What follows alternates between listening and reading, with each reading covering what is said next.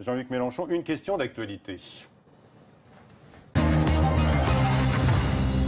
Bien sûr, la crise entre la France et la Russie, avec Vladimir Poutine qui a décidé d'annuler finalement sa venue à Paris. Est-ce que vous soutenez François Hollande dans son bras de fer pour faire avancer la paix, dit-il?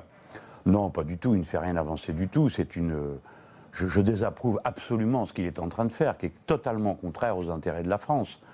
D'abord, envoyer Jean-Marc Ayrault porter une lettre d'invitation à M. Poutine pour ensuite dire qu'on ne sait pas si on va le recevoir. Pour terminer, les Russes dans une attitude plutôt raisonnable, pour éviter des incidents qui ensuite nous entraîneraient dans une escalade de mésaventures diplomatiques qui ne sont pas bonnes pour le pays. Ils disent qu'ils reportent la visite. L'attitude de François Hollande est absolument insupportable. Nous sommes totalement alignés sur les États-Unis d'Amérique. Nous courons devant. Et c'est une attitude qui n'est pas du tout conforme aux intérêts de la France. Il dit qu'il n'a qu'un préalable, je le répète, faire avancer la paix, à Alep notamment. Mais ce n'est pas de cette manière-là qu'on fait avancer la paix. En quoi est-ce que le fait de provoquer des incidents diplomatiques de cette nature fait avancer la paix? Il veut provoquer une discussion sérieuse exclusivement sur la Syrie. Bon, tout ça n'est pas sérieux.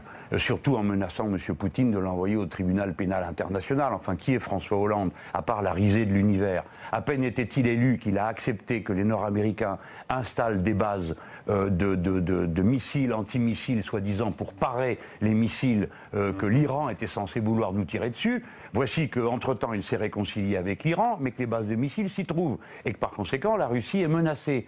Vous voyez bien que nous sommes en train d'aller progressivement à une situation de guerre avec la Russie. Et je considère que l'attitude de François Hollande participe de l'escalade qui conduit à la confrontation avec la Russie. Quant à lui, François Hollande ne cesse de dire des choses qui n'ont pas de sens. Un temps, Poutine était un ennemi, puis un jour, il reprend mon vocabulaire et il dit la Russie n'est pas un ennemi mais un partenaire. Le surlendemain, il a encore changé d'attitude et de vocabulaire. Tout ça rend la France illisible, inefficace et absente des conditions de règlement du conflit en Syrie et en Irak. Mais vous l'avez dit il y a un instant, vous contestez par ailleurs la volonté de la France d'engager une action devant la Cour pénale internationale pour les crimes de guerre commis par la Russie, avec ces avions qui bombardent aujourd'hui encore à Alep, faisant de nombreuses victimes civiles. Est-ce que vous contestez la notion de crime de guerre imputable à la Russie?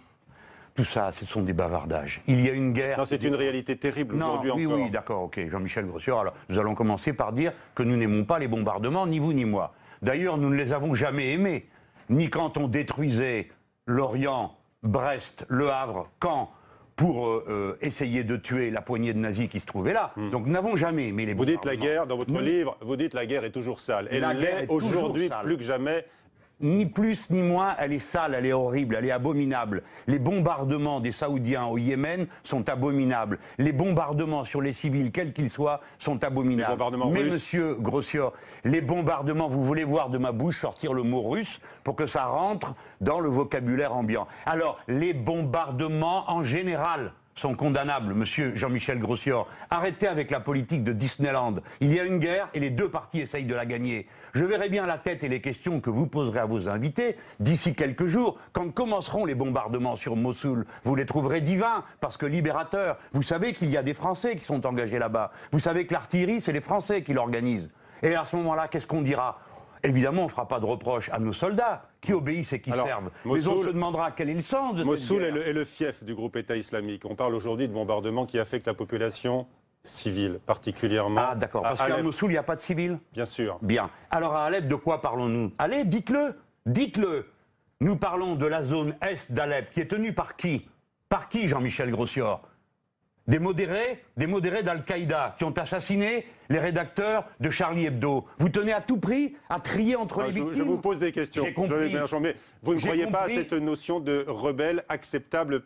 Rien. Pour l'Occident, par l'Occident. La guerre, elle est abominable et il faut l'arrêter. Et pour cela, il faut faire une coalition universelle, c'est-à-dire qui regroupe absolument toutes les parties prenantes au conflit pour d'abord en finir avec les forces armées des milices de l'islamisme politique, puisque c'est ce que nous combattons là-bas. Et deuxièmement, il faut mettre sur la table les vrais problèmes de cette guerre, qui n'ont rien à voir avec la religion, qui sont les frontières des 4 États concernés par la situation des Kurdes, et le passage des oléoducs et des gazoducs.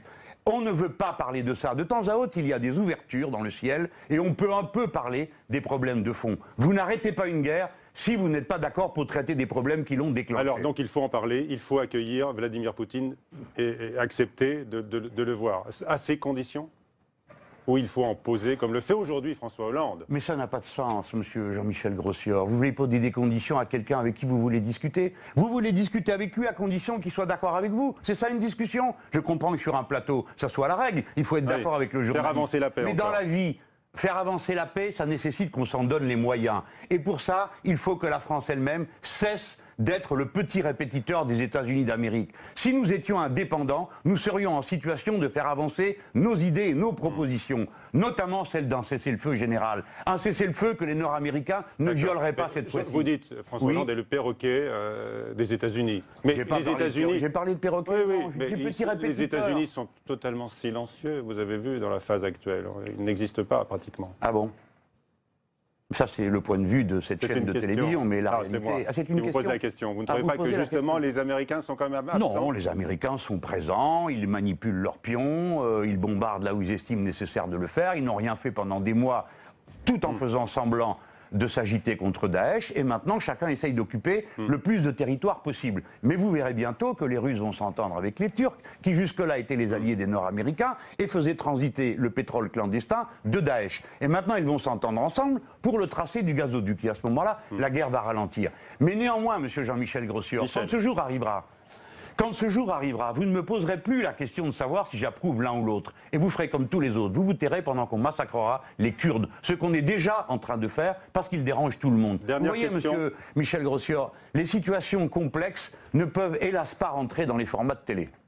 Très bien, on a essayé quand même. On a essayé, je pense que vous avez fait valoir votre point de vue. Je crois que c'était clair. En tous les cas, vous aviez déclaré en février dernier, je pense que Vladimir Poutine va régler le problème en Syrie. Vous le pensez toujours? Alors attendez, monsieur Michel Grossior. Vous voyez, ça c'est un procédé de journaliste. Mais non, mais... Non, attends, je peux répondre, oui ou non? Alors je réponds. Oui. Cette phrase, elle est à l'intérieur d'une émission. On venait de me demander, comme vous, qu'est-ce qu'on fait maintenant concrètement? Il y avait des bombardements. Que bombardaient les Russes à ce moment-là? Non, mais je vous pose la question. Quoi? Mais non, mais je... je vais vous le dire. Parce que vous n'en savez rien et vous lisez votre papier. Il s'agit, on bombardait à l'époque les convois de pétrole clandestin qui allaient de Syrie en Turquie. Et les Russes bombardaient ça. Et c'est dans ce cas que j'ai dit, je pense qu'ils vont faire le travail. Et maintenant, je vais vous dire autre chose. Je n'ai aucune tendresse pour les islamistes qui se trouvent dans Alep-Est, parce que c'est eux qui ont assassiné les journalistes français. Et par conséquent, je ne veux pas entrer dans ces logiques simplistes où il faudrait approuver les bombardements des uns, désapprouver ceux des autres. Non, je veux la paix. Et je vous redis solennellement, il y a un risque de guerre généralisée en Europe.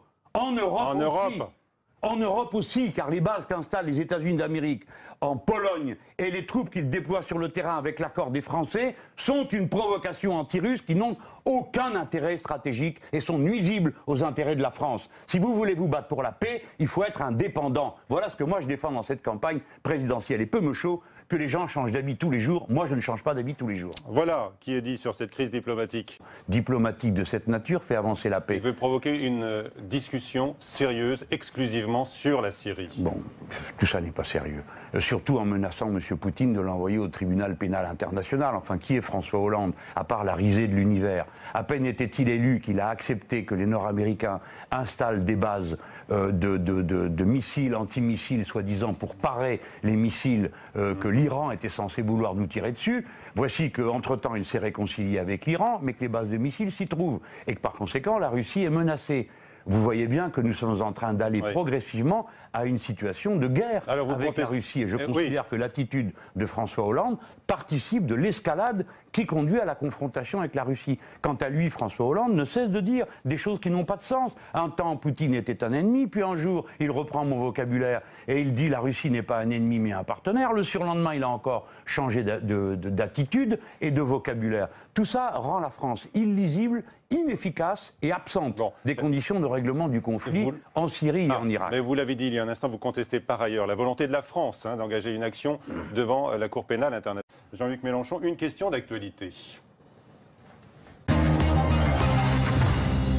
Bien sûr, la crise entre la France et la Russie, avec Vladimir Poutine qui a décidé d'annuler finalement sa venue à Paris. Est-ce que vous soutenez François Hollande dans son bras de fer pour faire avancer la paix, dit-il ?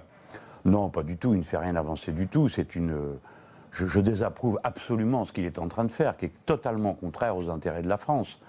D'abord, envoyer Jean-Marc Ayrault porter une lettre d'invitation à M. Poutine pour ensuite dire qu'on ne sait pas si on va le recevoir.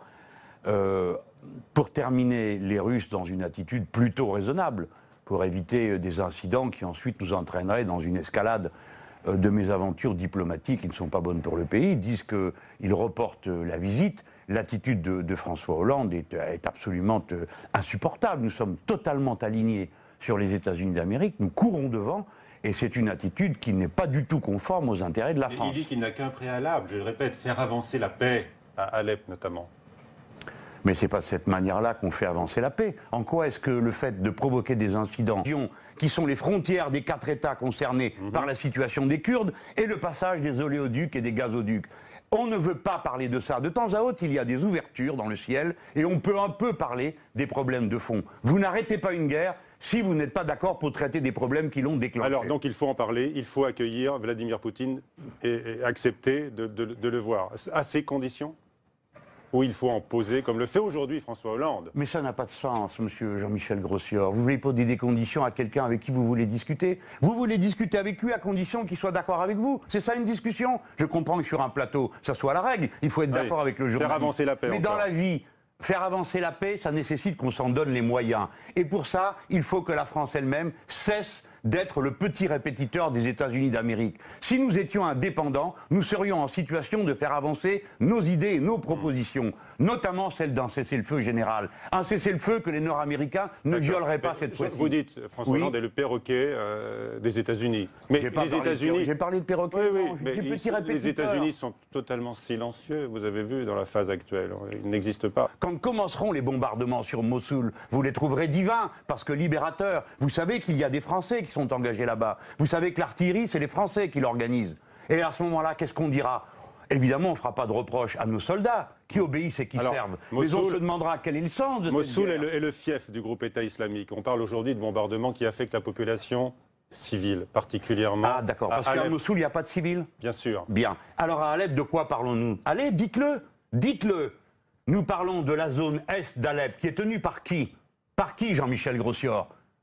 Des modérés d'Al-Qaïda qui ont assassiné les rédacteurs de Charlie Hebdo. Vous tenez à tout prix à trier entre les victimes. Je vous pose des questions. J'ai compris. Mais vous ne croyez pas à cette notion de rebelle acceptable Rien. Pour l'Occident, par l'Occident. La guerre, elle est abominable et il faut l'arrêter. Et pour cela, il faut faire une coalition universelle, c'est-à-dire qui regroupe absolument toutes les parties prenantes au conflit pour d'abord en finir avec les forces armées des milices de l'islamisme politique, puisque c'est ce que nous combattons là-bas. Et deuxièmement, il faut mettre sur la table les vrais problèmes de cette guerre, qui n'ont rien à voir avec la religion. National pour les crimes de guerre commis par la Russie, avec ces avions qui bombardent aujourd'hui encore à Alep, faisant de nombreuses victimes civiles. Est-ce que vous contestez la notion de crime de guerre imputable à la Russie ? Tout ça, ce sont des bavardages. Il y a une guerre... Non, c'est une réalité terrible aujourd'hui encore. Oui, d'accord, ok. Jean-Michel Grossior, alors nous allons commencer par dire que nous n'aimons pas les bombardements, ni vous ni moi. D'ailleurs, nous ne les avons jamais aimés. Ni quand on détruisait Lorient, Brest, Le Havre, Caen, pour essayer de tuer la poignée de nazis qui se trouvaient là. Donc nous n'avons jamais aimé les bombardements. Vous dites la guerre, dans votre livre, vous dites la guerre est toujours sale. Elle l'est aujourd'hui plus que jamais.